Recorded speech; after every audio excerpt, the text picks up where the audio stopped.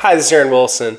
One of the ways to add value to your roster is to find players that are undrafted, meaning they didn't go select in the first 7 rounds. And typically what you'll see, these are players that are considered priority free agents. They were good enough in many cases to be drafted in the 6th or 7th round, but went undrafted for one reason or another. And the Texans, with a few roster spots, were an attractive destination for undrafted rookies. I was getting texts and calls from agents during and before the draft that the Texans were a place that they were going to look at putting their players because they've seen that Texans have had guys make the team, including Kurt Heinisch and Jake Hansen, and then keep them and develop them for years and years to go. So I feel like the Texans are fair. It's a meritocracy in terms of if you're an undrafted guy, you can still make the roster. We've seen that happen before with British Brooks last year, with Troy Hairston in previous years, and during the Nick Caserio era, which has spanned from David Culley to Lovie Smith to now DeMeco Ryans. They've continued that tradition of really taking this seriously, the undrafted process. Some people call it the 8th round. In the old days, they would call it the 13th round when they had a 12-round draft. But there have been a lot of good football players. I've covered some of them over the years that have gone undrafted, including John Weeks, including really, really good football players like Priest Holmes when I was covering the Ravens. So they're definitely guys that slip through the cracks and you can find value. So that's what the Texans hope they did with a 6-player undrafted rookie class. So let's go over some of the headliners from this class. We'll probably just break down each one. How about that? So the highest spending in terms of guaranteed money went to Kentucky center Eli Cox. And Eli got $250,000 total guaranteed. And he's 6'4", 306, ran a 5.0640, 32.5-inch vertical leap, excellent athleticism. He was at the NFL Scouting Combine. And he was a 3rd team All-Conference last year. He'd been All-SEC 2 other times. I think that he's a good lineman, good developmental guy. And what the salary means essentially is that they expect him to be part of this practice squad. And to fill out the practice squad, I think they're going to have to poach from other teams because they don't have as many young players that are undrafted. So maybe some of the players like last year that don't make the team that were drafted, like the Iowa tight end this year, Luke Lachey, if he clears waivers, if they don't have him on the original 53-man roster, I could see him being on the practice squad. And the same thing could go for some of their other draft picks. So not every draft pick is guaranteed to make this team, especially with such a talented roster. And moving forward, one guy that I think has an excellent chance to make the team and perhaps be a starter is former West Virginia long snapper Austin Brinkman. He got $110,000 guaranteed. That's a big number for a long snapper. And 5 years for the Mountaineers, West Virginia. Academic All-Big 12. Very reliable. He'll compete with Tucker Addington. And I think Tucker would have the initial edge just because he's played for a lot of teams, the Dallas Cowboys, New England Patriots, Jaguars, and Commanders. So punting, we'll see, who's going to be the guy snapping to the punter, who's snapping to kicker Kaimi Fairburn, and maybe it'll be Austin Brinkman, maybe it'll be Tucker Addington. So we've got a good old-fashioned long snapper competition. So I look forward to that, and we'll be watching it. I don't know if I'll have my stopwatch out, trying to see who's got the most velocity and all these things, but I think it'll be obvious based on the snaps and how they perform in the games, the decision that they'll make, but I expect this one to come down to the wire. So one of the competitions we're watching, along with the offensive line, which obviously will get more of the attention, but I look at, where they're at in terms of this whole thing, and yeah, that's definitely a starting job. Open, definitely, with the chance to replace the legend, John Weeks, former Pro Bowler, now with the San Francisco 49ers after they didn't offer him a contract. They decided it was time to move on, so they did. I would say that they've downgraded. I don't think that these guys are going to be as good as John Weeks, but at some point you just have to make the change. That's what they've done. They've kind of bit the bullet, and they're moving on from John Weeks, and now it's about moving on with these new long snappers. So fresh blood, and it's on Frank Ross, special teams coordinator, to coach these guys up and try to get the best out of them. So that's where that stands between Austin Brinkman and Tucker Addington. So So they also signed North Carolina defensive back Elijah Huzzie. He's played outside corner. He was one of the highest graded nickels, and he's got some positional versatility. He's about 5'10", 193. He's not the biggest corner, but he runs well. But unfortunately, he tore his ACL during the East-West Shrine Bowl practices. He'd had a good practice, and then he got injured. So this is going to be like a redshirt year for Elijah Huzzie, who would have been a draft pick. He was graded as a fourth rounder by most before the injury. East Tennessee State transfer, 2 interceptions and a win over Pitt last year, returned 2 punts for 82 yards and a touchdown. And when he was at East Tennessee State, he was a FCS All-American, had a dozen interceptions, 179 tackles, 20 pass deflections. He's a good football player. So I think he's kind of a value addition for them because of the high grades he had.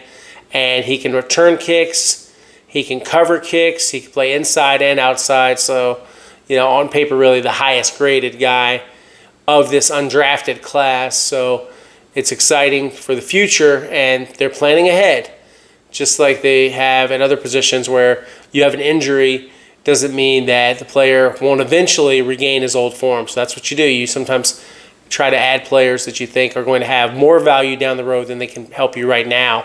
So I could see him being on the injured reserve this year or the practice squad injured reserve, see how they handle this thing.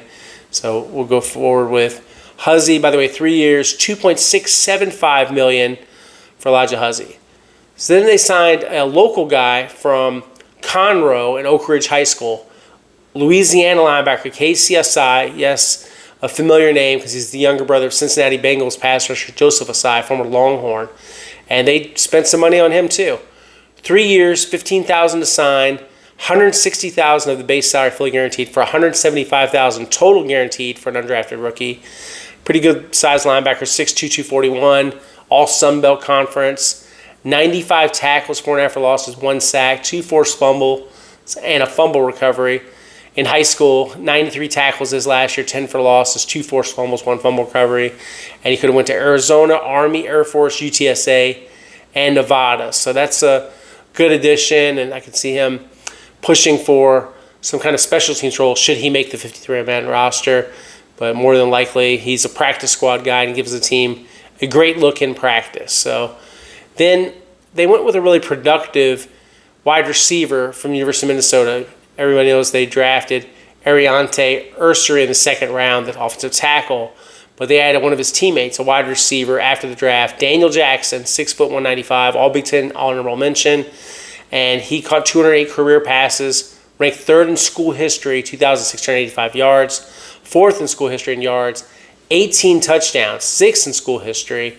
And last year, 75 catches, 863 yards, 4 touchdowns, was not 100%, had a knee injury that held him back during the pro day and the testing. Didn't run the 40-yard dash in the scouting combine. Did have a 6.78 3-cone drill, 4.07 short shuttle. So those are a couple guys that they've added. And then they added one a little bit later than the other guys. They did this deal after they'd already signed the 5 guys. And this led to the exit of Jaden Peavy. They cut Jaden, former Texas A&M defensive tackle from Bel Air High School. So he was released on Thursday. They move on from him after signing Utah defensive tackle Junior Tafuna. And they spent money on him too. $175,000 of the base salary is guaranteed, and a $25,000 signing bonus for $200,000 total guaranteed. So a pretty big investment in Tafuna. And he's 3-time second team All Pac-12 selection, former conference freshman defensive player of the year. He also played in the Senior Bowl All-Star game. Big guy, 6'3.5", 308, 32.5-inch arms, 10.5-inch hands, ran a 5.03 at the NFL scouting combine, bench press 225 24 times. I think he can continue to get stronger. 31 tackles, 3 for losses, 1 interception last season, team captain, honorable mention All Big 12. And he was in the Pac-12 one of his seasons as a freshman when he was the aforementioned freshman defensive player of the year. 33 tackles, 5.5 for losses, 4.5 sacks. So he had 2 interceptions. He's a little bit of an older rookie. He's 24. He served a church mission in Praia Capa Verde while he was in college. So he was doing that for his LDS LDS mission for the church, so that was something that was important to him, and so he put some time into that during his college years and then resumed his career. So tryout, and I mentioned him a little bit in a previous video, but I think he's worth talking a little bit more about. 6'9", 275-pound Texas Tech tight end and Klein grad Mason Tharp. And so he visited the Chicago Bears. He played in the Tropical Bowl All-Star game, and he had 3 minicamp invites, so he had some interest in someone that I think that they're going to give a long look to. It'd be great to have him, if he can get him on the roster, to get him to the practice squad, because I think he's a really interesting developmental guy. And he caught 13 passes, 138 yards, 2 touchdowns.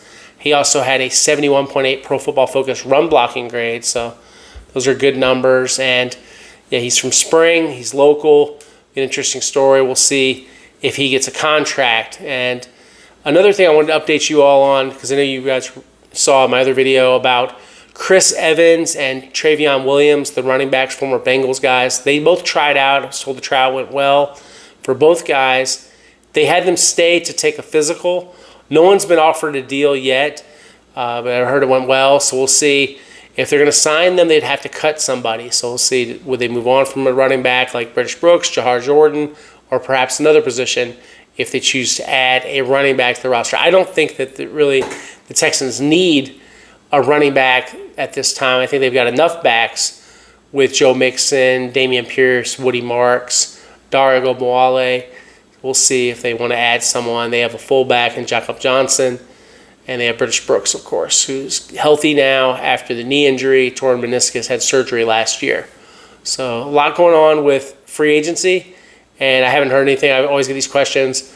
Well, what about Brandon Scherf? Are they on Dalton Reisner? Haven't heard any of those come up. Doesn't mean that they can't make a phone call anytime and decide to do that. But I think they're going to bring the offensive lineman they have through the spring and see then do they need to add anybody to augment what they currently have on the roster. You know, we talked about how they've already done something post-draft that was significant with Jake Andrews to add him. So we got the undrafteds, we got a running back tryout, and even though it's slowed down a little bit since the draft and since free agency, still lots of activity with the Texans and lots to talk about here on the channel. Please check out my interviews with the Iowa State receivers coach and passing game coordinator about Jaden Higgins and Jalen Noel, and I also had an exclusive with the offensive line coach and run game coordinator for the University of Minnesota, Brian Callahan. No relation to the Titans coach, Brian Callahan, with the same name.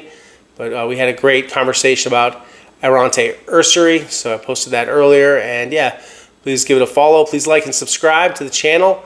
We're a fast-growing channel. We're over 6,400 subscribers now. We started this October 13th, and so it's continued to grow and grow.